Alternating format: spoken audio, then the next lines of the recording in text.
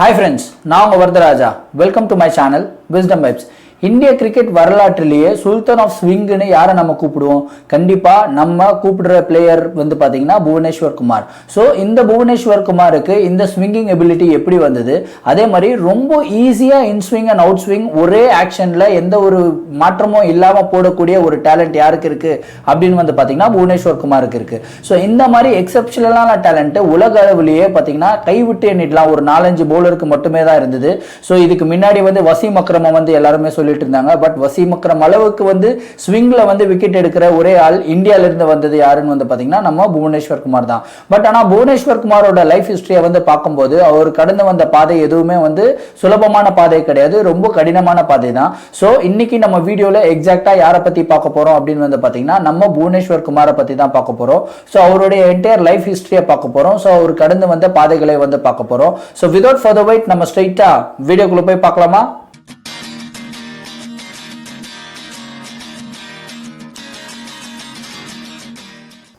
So நம்ம கதையோட ஆரம்பம் எப்போ ஆரம்பிக்குது அப்படின்னு வந்து பார்த்தீங்கன்னா 5th February 1990 மீரத் அப்படின்ற இடத்துல கிரண் பால் சிங் அப்படின்றவருக்கும் இந்திரதீஷ் பால் சிங் அப்படின்றவங்களுக்கும் ஒரு அழகான ஆண் குழந்தை வந்து பிறக்குது. அவங்களுக்கு பேர் தான் வந்து புவனேஸ்வர் குமார் அப்படின்னு வந்து வைக்கிறாங்க. ஸோ அவங்க அப்பா வந்து கிரண் பால் சிங் அவர் என்ன வேலை பண்ணிட்டு இருந்தார் அப்படின்னு வந்து பார்த்தீங்கன்னா ஒரு மீரட் போலீஸ் ஸ்டேஷனில் சப் இன்ஸ்பெக்டராக வேலை பண்ணிட்டு இருந்தாரு. அவங்க அம்மா வந்து ஒரு ஹவுஸ் ஒய்ஃப். ஸோ இவருக்கு வந்து ஒரு அக்காவும் இருந்தாங்க, அவங்க வந்து ரேகா சிங் அப்படின்னு வந்து தெரிஞ்சுக்கோங்க. ஸோ இவருடைய சின்ன வயசுல வந்து பார்த்தீங்கன்னா கிரிக்கெட்டின் மேல பயங்கரமான ஒரு ஆர்வம். பட் ஆனால் ரொம்ப வெகுலியான குழந்தை அப்படின்னு வந்து சொல்றாங்க. எந்த அளவுக்கு வெகுலி அப்படின்னு வந்து பார்த்தீங்கன்னா இவர் கிரிக்கெட்டை பத்தி இவருக்கு தெரிஞ்ச விஷயம் எல்லாமே வந்து ரோட்ல விளையாடுறது மட்டும்தான் கிரிக்கெட்டு. ஸோ கிரிக்கெட் அப்படின்ற ஒரு விஷயம் கேரியராகவே நீங்க பண்ணலாம் அப்படின்றதே வந்து தெரியாதான். ஸோ அந்த அளவுக்கு வெகுலியா இருந்தாராம். பட் ஆனால் ஸ்டடீஸ்ல வந்து பார்த்தீங்கன்னா ரொம்ப சூப்பரா படிச்சுட்டு இருந்தாரு. ஸோ அவர் படிச்சது வந்து மீரட்ல ஒரு கவர்மெண்ட் ஸ்கூல்ல தான் வந்து படிச்சுட்டு இருந்தாரு.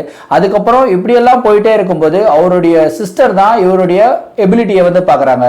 எப்போ அப்படின்னு வந்து பாத்தீங்கன்னா இவரு ரெகுலரா லோக்கலா வந்து விளையாடிட்டே இருப்பாராம். ஸோ இவர் ரொம்ப சின்ன பையன், அதே மாதிரி ரொம்ப வெகுலியா இருக்கிறதுக்கு காரணம் காட்டி என்ன பண்ணுவாருன்னா அவங்க அப்பா அவங்க அக்காவை வந்து எங்க போனாலும் கூட அனுப்பி வைப்பாராம்.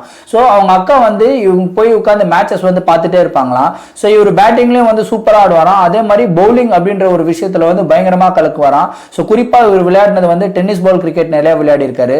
ஸோ அந்த டென்னிஸ் பால் கிரிக்கெட்ல இவர் போடுற டெலிவரிஸ் எல்லாருமே வந்து பாத்தீங்கன்னா ரொம்ப திணற ஆரம்பிச்சாங்க. அதுக்கப்புறம் வந்து அப்பதான் அவங்க அக்காக்கே வந்து ஸ்ட்ரைக் இருக்கு. இந்த மாதிரி இவனுக்கு ஒரு எக்ஸெப்ஷனல் டேலண்ட் இருக்கு. சோ இந்த டேலண்ட்டை ப்ராப்பரா ஒரு அகாடமியில சேர்த்து இவனை பெரிய ஆள் ஆக்க முடியும் அப்படின்றத அவங்க டிசைட் பண்றாங்க. டிசைட் பண்ணிட்டு அவங்க அப்பா கிட்டயும் கூப்பிட்டு போய் சொல்றாங்க. சொன்ன உடனே அவங்க அப்பா வந்து சொல்றாரு, ஓகேமா நான் சேர்த்து விடுறதுக்கு நான் தயார். பட் ஆனா ஒரு பிரச்சனை என்னன்னா நம்மளுடைய வீட்டு பக்கத்துல எந்த ஒரு அகாடமியும் கிடையாது. சோ அகாடமியே வந்து போகணும்னா கிட்டத்தட்ட ஒரு 8-9 கிலோமீட்டர் தள்ளி போகணும். சோ நம்ம வந்து டெய்லியும் பஸ் செலவு பண்ணி அவ்வளவு தூரம் போறதுக்கு உண்டான வசதி கிடையாது.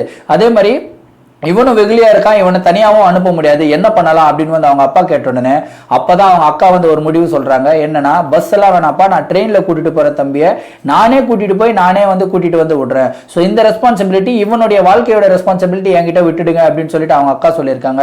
ஓகே அப்படின்னு சொல்றாங்க. ஸோ புவனேஸ்வர் குமார் 13 வயசா இருக்கும்போது அவரை வந்து எடுத்துட்டு போயிட்டு ஒரு அகாடமியில வந்து சேர்த்து விடுறாங்க. ஸோ அந்த அகாடமியில வந்து ஒரு கிளப் இருக்கு, விக்டோரியா கிளப்னு சொல்லிட்டு, அந்த கிளப்ல வந்து புவனேஸ்வர் குமார் விளையாட ஆரம்பிக்கிறாரு. ஸோ அவருக்கு வந்து குறிப்பா அந்த நியூ பால்ல ஸ்விங் பண்றது அப்படின்ற விஷயம் வந்து ரொம்ப பிடிக்குமா சின்ன வயசுல இருந்தே. சோ அந்த விஷயத்தை வந்து அவர் யார்கிட்ட இருந்து கத்துக்கிட்டாரு அப்படின்னு வந்து பாத்தீங்கன்னா அவருடைய கோச் சஞ்சய் ரஸ்தோகி அப்படின்ற ஒருத்தர் இருக்காரு. ஸோ அவர் தான் வந்து அவருக்கு 2 சைடும் ஸ்விங் பண்றதுக்கு எப்படி நீங்க சீம் பொசிஷன் வைக்கணும் அப்படின்றது வந்து புவனேஸ்வர் குமாருக்கு சொல்லி கொடுத்தாராம். ஸோ அவங்க அக்கா தான் வந்து டெய்லியும் கூட போவாங்களாம், டெய்லியும் அவரை கூட்டிட்டு வருவாங்க. எத்தனை வயசு வரைக்கும் கூட்டிட்டு போயிருக்காங்கன்னு வந்து பாத்தீங்கன்னா கிட்டத்தட்ட 17 வயசு வரைக்கும் 4 வருஷம் அவங்க அக்கா தான் கூட டிராவல் பண்ணிட்டு இருந்திருக்காங்க. ஸோ இப்படியெல்லாம் மேட்சஸ் ஆட அந்த விக்டோரியா கிளப்ல இருந்து நிறைய மேட்சஸ் ஆடி நிறைய வந்து விக்கெட்ஸ் எடுக்க ஆரம்பிக்கிறாரு. ஸோ அவருடைய ஸ்விங் போலிங் ஆடுறது வந்து எல்லாருக்குமே ரொம்ப கஷ்டமா இருந்திருக்கு. ஸோ அதுக்கப்புறம் வந்து யூபியோட செலக்ஷன்ஸ்க்கு வருது. ஸோ யூபியில் வந்து இவரை ரஞ்சி ட்ராஃபிலையும் வந்து செலக்ட் பண்றாங்க. ஸோ இவர் வந்து 2007ல 17 வயசு இருக்கும்போது யூபியோட ரஞ்சி ட்ராஃபி டீம்ல வந்து ஃபர்ஸ்ட் மேட்ச் விளையாடுறாரு. விளையாடி பயங்கரமா சூப்பரா கலக்குறாரு. பட் இப்படியெல்லாம் கலக்கினாலுமே இந்தியாவில் வந்து ஏதாவது ஒரு மிகப்பெரிய சாதனை கிரிக்கெட்ல பண்ணா மட்டுமே தான் பேர் வந்து வெளியே வரும். ஏன்னா யூபி அப்படின்றது வந்து ஒரு கிரிக்கெட்டுக்கு வந்து மிகப்பெரிய ஸ்டேட் கிடையாது. பட் ஆனால் அங்கிருந்து ஒரு நல்ல பிளேயர்ஸ் எல்லாம் வந்திருக்காங்க. இப்படி விளையாடிட்டு இருந்த புவனேஸ்வர் குமாரோட பேர் எப்போ வெளியே வந்தது அப்படின்னு வந்து பார்த்தீங்கன்னா 2008 and 2009 ரஞ்சி சீசன்ல தான். ஏன்னா அப்போ வந்து யாருமே பண்ணாத ஒரு விஷயத்த வந்து அவர் பண்ணாரு. என்ன பண்ணாருன்னு வந்து பார்த்தீங்கன்னா, நம்மளுடைய தலைவர் சச்சின் டெண்டுல்கர் இருக்காரு இல்லைங்களா, அவரை வந்து ஃபர்ஸ்ட் பால்லே டக் அவுட் ஆக்கின ஒரே ஒரு பவுலர், இந்திய பவுலர் யாரு அப்படின்னு வந்து பார்த்தீங்கன்னா புவனேஸ்வர் குமார் தான். ஸோ ரஞ்சி டிராஃபி மேட்ச்ல வந்து மும்பைக்கு எதிராக ஒரு மேட்ச் நடக்குது. ஸோ சச்சின் இறங்கணும்னு புவனேஸ்வர் குமார் தான் போலிங் போட்டிருக்காரு. ஃபர்ஸ்ட் பால்லே வந்து இன்ஸ்விங்கிங் பால்ல வந்து போல்டு பண்ணியிருக்காரு. ஸோ போல்டு ஆக்கி டக் அவுட் ஆக்கினதே வந்து மிகப்பெரிய பேர் கொடுத்துருச்சு. அதுக்கப்புறம் வந்து எல்லா செலக்டர்ஸும் வந்து இந்த பையன் யாரு, சச்சினே வந்து டக் அவுட் பண்ணியிருக்கானே அப்படின்னு சொல்லிட்டு பார்க்க ஆரம்பிச்சாங்க. அப்போ அந்த ரஞ்சி சீசன்ல அவர் கலக்குனது எத்தனை விக்கெட் அப்படின்னு வந்து பார்த்தீங்கன்னா கிட்டத்தட்ட 37 விக்கெட் எடுத்திருக்காரு. அந்த ரஞ்சி டிராஃபியோட ஹையஸ்ட் விக்கெட் டேக்கரா வந்து புவனேஸ்வர் குமார் இருந்திருக்காரு. இப்படி எல்லாம் போயிட்டு இருக்கும்போது ஓகே, செலக்டர்ஸ் வந்து முடிவு பண்றாங்க, இந்த பையன் கண்டிப்பா வந்து இந்தியால ரெப்ரசென்ட் பண்ணியே ஆகணும். ஏன்னா இந்த அளவுக்கு ஒரு சூப்பர்பான bowling action, clean bowling action, நல்ல ஸ்விங்கிங் எபிலிட்டி, கண்டிப்பா ஒரு பெரிய டீம் கூட தான் இவனை டெபியூ பண்ணணும் அப்படின்னு சொல்றாங்க. அப்பதான் பாகிஸ்தானுக்கு எதிரான ஒரு T20 மேட்ச் நடக்குது. ஸோ அந்த பாகிஸ்தானுக்கு எதிரான ஒரு T20 மேட்ச்ல தான் புவனேஸ்வர் குமார் வந்து டெபியூ பண்ண வைக்கிறாங்க. ஸோ அதே மேட்ச்ல தான் வந்து முகமது ஷாமியும் டெபியூ பண்ணியிருக்காரு அப்படின்னு வந்து தெரிஞ்சுக்கோங்க. So first match first ball எல்லாருக்குமே என்ன மாதிரி ஒரு எதிர்பார்ப்பு இருக்கும், எதிரில் வந்து விளையாடுறது முகமது ஹஃபீஸ் அப்படின்ற மாதிரி ஒரு பெரிய பிளேயர் பாகிஸ்தான்ல விளையாடுறாரு. First match first ball inswinging ball போல்டுல விக்கெட் எடுக்கிறாரு.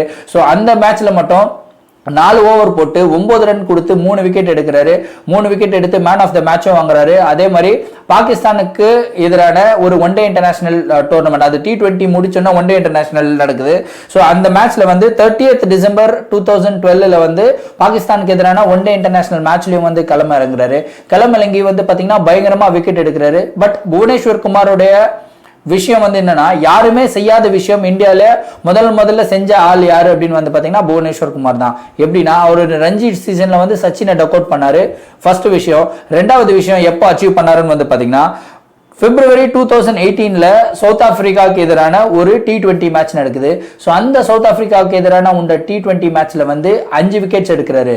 ஸோ இந்தியால ஃபர்ஸ்ட் பவுலர் T20ல டெஸ்ட் மேட்ச்ல, அதே மாதிரி ஒன் டே இன்டர்நேஷனல்லையும் 5 விக்கெட் எடுத்த ஒரே பவுலர் யாரு அப்படின்னு வந்து பாத்தீங்கன்னா அந்த டைம்ல புவனேஸ்வர் குமார். அதுக்கப்புறம் அந்த ரெக்கார்டை யாரு அடிச்சிருக்காங்கன்னு உங்களுக்கு நல்லாவே தெரியும், குல்தீப் யாதவ் எடுத்திருக்காரு. ஸோ அதை பத்தி அவருடைய வீடியோலயும் போட்டிருக்கேன். ஸோ நம்ம புவனேஸ்வர் குமாரோடைய லைஃப் ஹிஸ்டரி இப்போ வரைக்கும் வந்து பாத்தீங்கன்னா பயங்கரமா வந்து விளையாடிட்டு இருக்காரு, இன்ஸ்விங் அண்ட் அவுட் ஸ்விங். அதே மாதிரி அவருடைய பேட்டிங் எபிலிட்டி எப்போ வந்து ரொம்ப ஃபேமஸ் ஆனாருன்னு வந்து பாத்தீங்கன்னா திலீப் ட்ரோஃபியோட ஃபைனல்ல வந்து ஒரு முக்கியமான கட்டத்துல யூபி அப்படின்ற ஒரு டீம் வந்து பயங்கரமா சஃபர் ஆயிட்டு இருந்தது. எல்லா விக்கெட்ஸும் விழுந்துருச்சு. கிட்டத்தட்ட லாஸ்ட் பேட்ஸ்மேனை வச்சு 128 ரன் அடிச்சு அந்த ஃபைனல்லையும் வின் பண்ணி கொடுத்திருக்காரு குஜராத்துக்கு ஆப்போசிட். ஸோ அப்பதான் இவருடைய பேட்டிங் எபிலிட்டியும் வந்து பயங்கரமா தெரிய ஆரம்பிச்சது. அதுக்கப்புறம் நிறைய ஆஸ்திரேலியன் டூர் ஆகட்டும், நிறைய இங்கிலாந்து டூர் ஆகட்டும், புவனேஸ்வர் குமாரை வந்து ஒரு நம்பர் 7 இல்ல நம்பர் 8ல கண்டிப்பா விளையாட வைக்கணும் அப்படின்னு சொல்லிட்டு இந்தியன் டீம் மேனேஜ்மெண்ட்டும் வந்து முடிவு பண்ணாங்க. ஸோ இவருடைய லைஃப் வந்து ரொம்ப ஈஸியா இல்லை. ஏன்னா அவர் வந்து எக்கனாமிக்கலி ரொம்ப பேக்வேர்டான குடும்பத்துல இருந்து தான் வந்திருக்காரு. ஸோ அவருடைய டிராவல் யோசிச்சு பாருங்க, டெய்லியும் ஒரு 9 கிலோமீட்டர் டிராவல் பண்ணி தான் வந்து கிரிக்கெட்டை கத்துக்கிட்டு இருந்திருக்காரு. அதுக்கப்புறம் அவரு அந்த அளவுக்கு வெகுலியான பையன், அவ்வளோ அளவுக்கு வெகுலியா, எந்த அளவுக்கு வெகுலினா அவங்க அக்கா தான் கூட்டு வந்து விட்டுருக்காங்க 17 வயசு வரைக்குமே. ஸோ இது வரைக்குமே அவர் வந்து ஒரு ஃபாஸ்ட் பவுலருக்கு உண்டான ஒரு அக்ரஷன் இருக்கா அப்படின்னு வந்து கேட்டீங்கன்னா இல்லை அப்படின்னு தான் சொல்லுவாங்க. ஏன்னா இவரு போலிங் போடும்போது இருந்து நீங்களே பார்த்திருப்பீங்க எந்த அளவுக்கு சாஃப்டா ரொம்ப சைலண்டா இருப்பாரு, மற்றவங்களை ஸ்லெட்ச் பண்ண மாட்டாரு. ஸோ சச்சின் டெண்டுல்கர் எப்படி இருந்தாரோ அதே மாதிரி தான் புவனேஸ்வர் குமார் அவருடைய கேரக்டரும் வந்து டிஸ்கிரைப் பண்றாங்க. ஸோ இவருடைய லைஃப்ல இருந்து நம்ம என்ன கத்துக்கலாம் அப்படின்னு வந்து பாத்தீங்கன்னா, ஒரு பையன் வந்து எவ்வளவு வெகுலியா இருந்தாலும் சரி, இல்ல ஒரு மனிதனா பிறந்துட்டு ஒரு விஷயமும் தெரியாமலே இருந்தாலும் சரி, ஒரு நோக்கே இல்லாம இருந்தாலுமே சரி, உங்க கூட இருந்தவங்க வந்து கரெக்டா இருந்தாங்கன்னா, உங்க கூட இருந்தவங்க உங்களுடைய விஷயத்தை வந்து ஐடென்டிஃபை பண்ணாங்கன்னா, அதுக்குண்டான சப்போர்ட் கொடுத்தாங்கன்னா கண்டிப்பா உங்களுடைய லைஃபும் வந்து எங்கேயோ போயிடும் அப்படின்றதுக்கு ஒரு மிகப்பெரிய எக்ஸாம்பிள் நம்மளுடைய புவனேஸ்வர் குமார் தான். அதே மாதிரி இவருடைய கேரக்டர் என்னன்னு வந்து பாத்தீங்கன்னா, ஃபாஸ்ட் பவுலர்ஸ் எல்லாமே அக்ரெசிவா இருக்கணும், பயங்கர கோவப்படணும், எப்படி செலிப்ரேட் பண்ணணும், அப்படி செலிப்ரேட் பண்ணணும் எல்லாருமே எதிர்பார்ப்பாங்க. பட் ஃபாஸ்ட் பவுலரா இருந்தாலுமே ஒரு சாஃப்ட் ஹார்ட்டடான ஃபாஸ்ட் பவுலரா இருக்க முடியும். But at the same moment அந்த ஃபாஸ்ட் பவுலர் ரொம்ப சக்சஸ்ஃபுல்லா இருக்க முடியும் அப்படின்றதும் வந்து இவர்கிட்ட இருந்து கத்துக்கலாம். ஸோ இது ஃபாஸ்ட் பவுலருக்கு மட்டுமே கிடையாது, வாழ்க்கையில நம்ம நிறைய விஷயங்கள்ல வந்து ரொம்ப அக்ரெசிவா முடிவெடுப்போம். அதே மாதிரி மற்றவர்கள் கிட்ட கோவத்தை வெளிக்காட்டுறது, இந்த மாதிரி திட்டுறது, அப்பதான் வந்து எல்லாரும் என்ன மதிப்பாங்க, எல்லாரும் நான் வந்து கெத்து அப்படின்னு நினைப்பாங்க அப்படின்ற மாதிரிலாம் சில பேர் பிஹேவ் பண்ணுவாங்க. அப்படிலாம் ஒண்ணுமே கிடையாது. நீங்க ஒரு 100 பேர் இருந்தாலுமே அந்த 100ல ஒருத்தன் ரொம்ப சைலண்டா ஓரமா உட்கார்ந்தாலே அந்த 99 பேருடைய பார்வையும் எங்க இருக்கும்னு வந்து பாத்தீங்கன்னா இந்த ஒரே ஒருத்தன் பையன் சைலண்டா உட்காந்துட்டு இருக்கான் தெரியுமா, அவங்களுடைய மேலதான் இருக்கும். ஸோ உங்களுடைய லைஃப்லயும் வந்து அக்ரஷன் மூலியமா எந்த ஒரு விஷயத்தையும் சாதிக்கணும் அப்படின்னு நினைக்காதீங்க. மேக்ஸிமம் லவ் அண்ட் கைண்ட்னஸா இருங்க. ஸோ ஆட்டோமேட்டிக்கா நீங்க யோசிச்ச விஷயத்துல கண்டிப்பா சக்சஸ்ஃபுல் ஆக முடியும் அப்படின்றத வந்து தெரிஞ்சுக்கலாம். ஸோ ஃப்ரெண்ட்ஸ், இந்த வீடியோ வந்து உங்களுக்கு பிடிச்சிருந்தா கண்டிப்பா இந்த வீடியோக்கு வந்து லைக் பண்ணுங்க. அதே மாதிரி புவனேஸ்வர் குமாரோட லைஃப் ஹிஸ்டரியில இருந்து எந்த விஷயத்தை கத்துக்கிட்டீங்கன்னு சொல்லிட்டு கமெண்ட் பாக்ஸ்ல கமெண்ட் பண்ணிடுங்க. மறக்காம இந்த வீடியோ உங்களுடைய ஃப்ரெண்ட்ஸ் அண்ட் ஃபேமிலி மெம்பர்ஸ்க்கு வந்து ஷேர் பண்ணிடுங்க. Last but not the least, என்னுடைய சேனலுடைய பேரு விஸ்டம் வைப். மறக்காம அழுத்திடுங்க அதுக்கு பக்கத்துல இருக்கிற சப்ஸ்கிரைபர். ஸோ மீண்டும் நாளை ஒரு புதிய வீடியோவுடன் சந்திக்கிறேன். until then it's me Varadaraja signing off. Thank you. Bye.